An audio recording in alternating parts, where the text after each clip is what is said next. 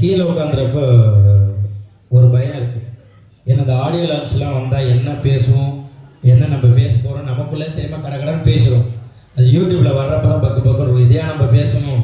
அஜிஜோ இப்போ விஜய் டிவி புகழன்னா பாதி தூரம் வந்துட்டு அப்புறம் செல்வமணி சார் தான் தம்பி ஒன்றும் இல்லைப்பா கோதண்டன்றாங்க. அடுத்து விஜய் டிவி புகழ் வினோதன்றதுக்கு நான் பாதி தூரம் நிறைய இடத்துல அவார்டு வாங்க போகிறப்பையும் அதான் சார் நடந்திருக்கு. விஜய் டிவி புகழ் பாதி தூரம் போயிட்டு ஸ்டேஜ்லாம் தொட்டுக்கோங்க என்னை தாண்டி ஒருத்தர் மேலே போயிட்டு இருப்பாங்க. விஜய் டிவி புகழ் தீனா அப்படின்வாங்க. ஓகே, அந்த மாதிரிலாம் நடந்திருக்கு.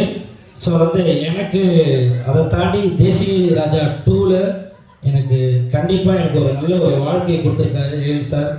ஏன்னா நிறைய படங்கள் நான் பண்ணியிருக்கேன். ஒரு சின்ன சின்ன கேரக்டராக வந்துட்டு போவேன். என்ன புகழ் இது குக்கு துக்கோமாலில் ஒரு புகழை பார்த்துருக்கோம். அப்படி உழுந்துலேருந்து ஒரு விஷயம் பண்ணுறீங்க. ஆனால் சினிமாவில் ஒரு அந்த அளவு ஒரு இது இல்லைன்னு சொல்லியிருக்காங்க நிறையா.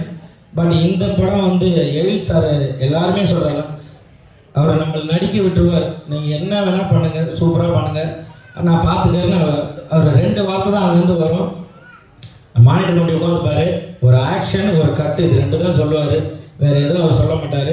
தேங்க்யூ ஸோ மச் ஏழு சார், உங்களுக்கு மறக்கவே மாட்டேன். ஏன்னா எல்லாருமே கேட்டுன்னு இருந்த ஒரு வார்த்தை புகழ், நீங்கள் சினிமாவில் எப்போ காமெடி பண்ணுவீங்கன்னு நிறைய கேட்டுகிட்டே இருந்தாங்க. அது எல்லாருக்கும் பதிலாக இந்த தேசிய ராஜா 2 இருக்கும் நான் கண்டிப்பாக நம்புகிறேன்.